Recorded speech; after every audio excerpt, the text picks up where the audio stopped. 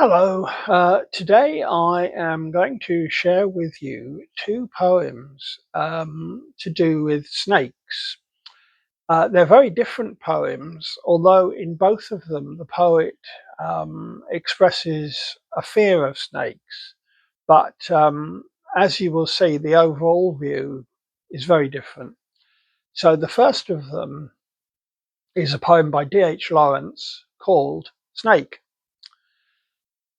A snake came to my water trough on a hot, hot day, and I, in pajamas for the heat, to drink there, in the deep, strange, scented shade of the great, dark carob tree.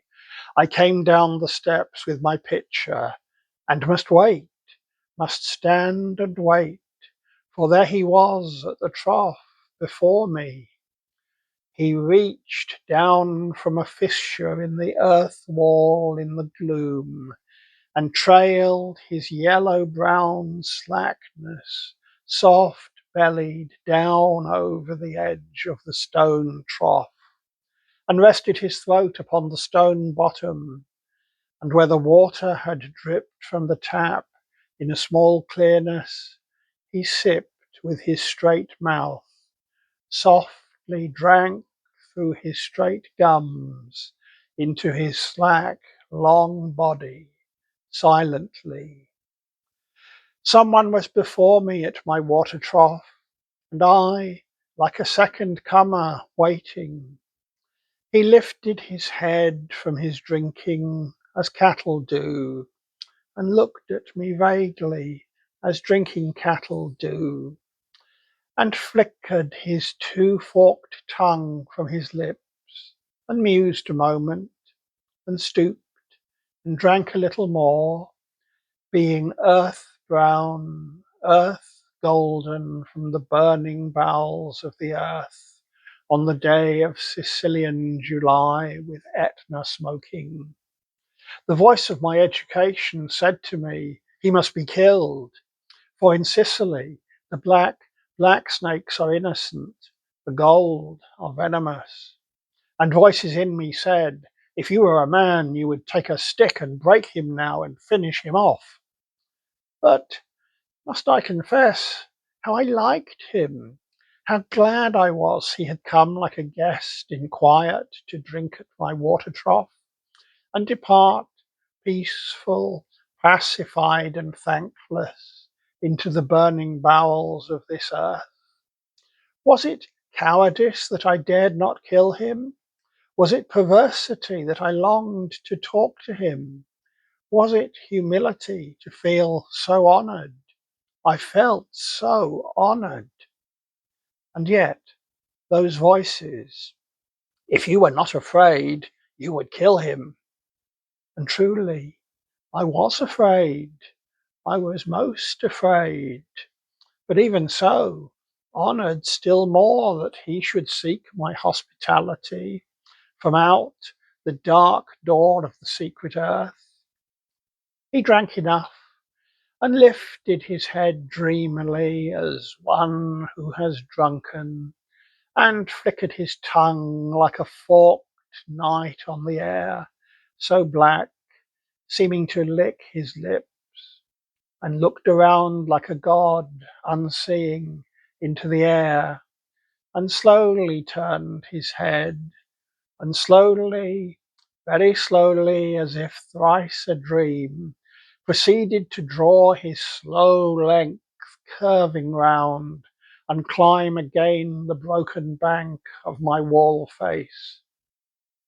And as he put his head into that dreadful hole, and as he slowly drew up, snake easing his shoulders, and entered farther, a sort of horror, a sort of protest against his withdrawing into that horrid black hole, deliberately going into the blackness, and slowly drawing himself after, overcame me. Now his back was turned.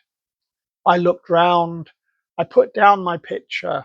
I picked up a clumsy log and threw it at the water trough with a clatter.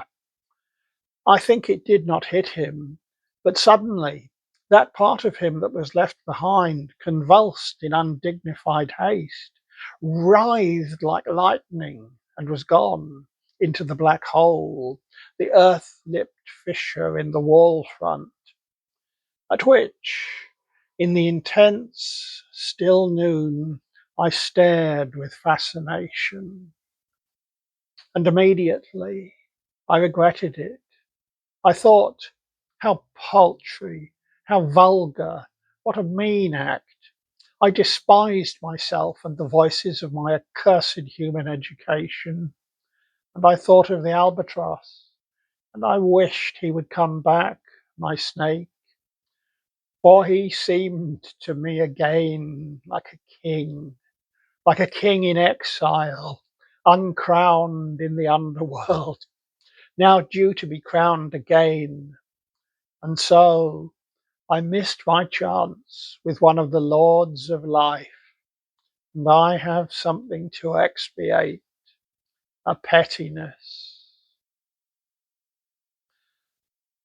Now, the second poem I'm going to read you is by Emily Dickinson. And as you'll see, it's really very different, although again, it tells of fear of snakes. A narrow fellow in the grass occasionally rides. You may have met him. Did you not? His notice sudden is. The grass divides as with a comb. A spotted shaft is seen, and then it closes at your feet and opens further on. He likes a boggy acre, a floor too cool for corn. Yet, when a boy and barefoot, I more than once at noon have passed, I thought a whiplash unbraiding in the sun. When stooping to secure it, it wrinkled and was gone. Several of nature's people I know, and they know me. I feel for them a transport of cordiality, but never met this fellow, attended or alone, without a tighter breathing and zero at the bone.